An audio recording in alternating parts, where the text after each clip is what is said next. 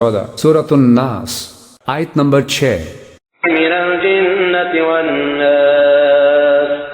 ترجمہ مفتی تقی عثمانی۔ چاہے وہ جنات میں سے ہو یا انسانوں میں سے۔ تفسیر مفتی تقی عثمانی۔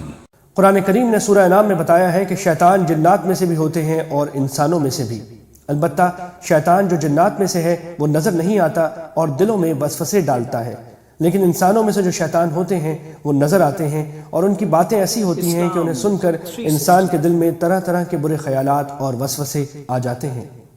اس لیے اس آیت کریمہ میں دونوں قسم کے وسوسہ ڈالنے والوں سے پناہ مانگی گئی ہے۔ ان آیتوں میں اگرچہ شیطان کے وسوسہ ڈالنے کی طاقت کا ذکر فرمایا گیا ہے، لیکن اللہ تعالیٰ کی پناہ مانگنے کی تلقین کر کے یہ بھی واضح فرما دیا گیا ہے کہ اللہ تعالیٰ کی پناہ مانگنے اور اس کا ذکر کرنے سے وہ پیچھے ہٹ جاتا ہے۔ نیز سورہ نساء میں فرمایا گیا ہے کہ اس کی چالیں کمزور ہیں اور اس میں اتنی طاقت نہیں ہے کہ وہ انسان کو گناہ پر مجبور کر سکے۔ سورہ ابراہیم میں خود اس کا یہ اعتراف اللہ تعالیٰ نے نقل فرمایا ہے کہ مجھے انسانوں پر کوئی اقتدار حاصل نہیں ہے۔ یہ تو انسان کی ایک آزمائش ہے کہ وہ انسان کو بہکانے کی کوشش کرتا ہے، لیکن جو بندہ اس کے بہکائے میں آنے سے انکار کر کے اللہ تعالیٰ کی پناہ مانگ لے تو شیطان اس کا کچھ بھی نہیں بگاڑ سکتا۔